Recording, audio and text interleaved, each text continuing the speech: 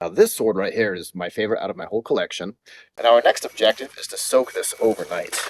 The reason that we soak these is when they're not soaked, the cells on the inside of the tatami won't expand enough to loosen it up. We need to soak these so that we have some ability to cut them. A lot of people you'll find are going to be allergic to tatami, like my wife.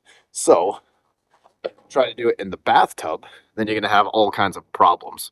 Now, the tatami needs to soak completely underwater overnight, at least 4 to 6 hours, but I usually like to do overnight just in case. And I like to start mine with hot water. And while that's happening, we have an opportunity to practice our cutting. So now that our tatami mat is getting soaked, your job now is to pick your favorite sword.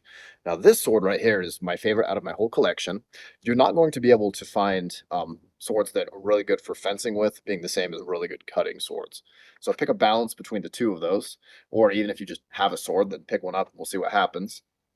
The thing that we're going to be practicing mostly with tatami is powering through these long arcs, especially at the higher ends of HEMA tournament cutting.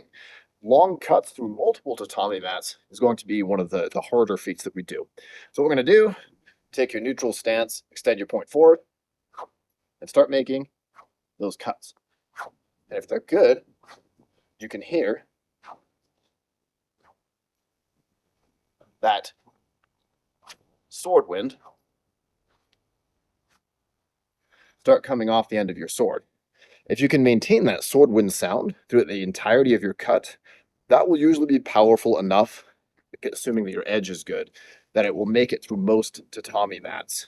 So practice that, do at least 4 or 5 cutting patterns of this, and then practice on some water bottles before you run and do tatami cutting right out of the gate. Because tatami mats are kind of expensive. It's about $300 per roll, and you can get like 15 tatami mats out of there.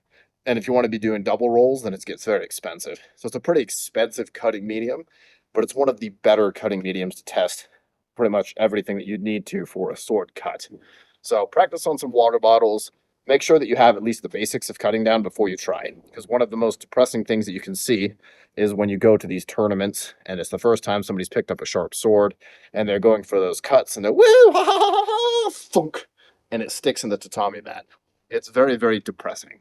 So make sure you at least have the basics down so that way you don't embarrass yourself, I think is the best way to say it.